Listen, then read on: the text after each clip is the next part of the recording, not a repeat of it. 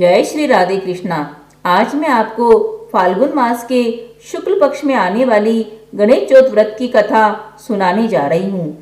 कष्ट हरण मंगल करन बल बुद्धि दातार, सिद्धि सदन गणराज को नमस्कार शत बार।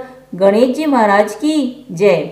पार्वती जी बोली, हे पुत्र, फाल्गुन मास में किस गणेश जी का पूजन करना चाहिए तथा क्या भोजन करना चाहिए। गणेश जी बोले, हे जगत जननी, इस मास में हेरंब नामक गणेश जी की पूजा करनी चाहिए तथा गुलेवास की समाधियों से खीर कनेर पुष्पों का हवन करना चाहिए। एक कथा सुनो। सतयुग में एक विष्णु शर्मा नामक ब्राह्मण रहता था।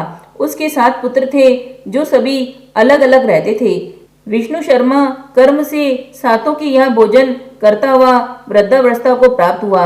धीरे धीरे बहुएं अपने ससुर का अपमान करने लगी। एक दिन वह गणेश चौथ का व्रत करके अपनी बड़ी बहू के घर आया और बोला, बहू, आज गणेश चौथ है, पूजन की सामग्री इकट्ठी कर दो।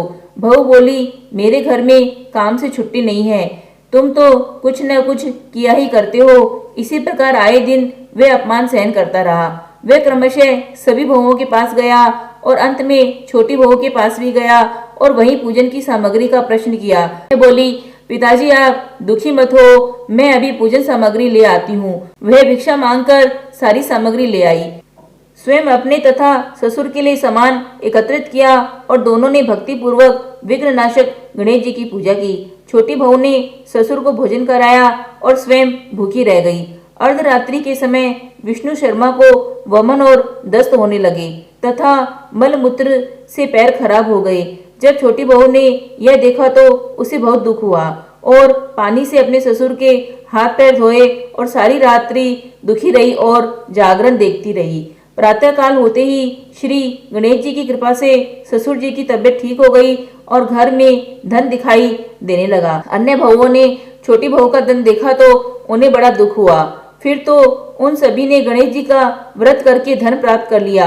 श्री कृष्ण जी बोले, राजन, तुम भी इस व्रत को धारण करो, तुम्हारे सभी दुख नष्ट हो जाएंगे और राज्य प्राप्ति होगी।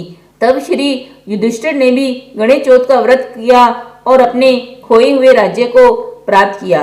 कथा कहने वाले को, सुनने वाले को और हुकारा देने वाले को सभी का कल्याण करें। श्री गणेश जी महाराज की जय।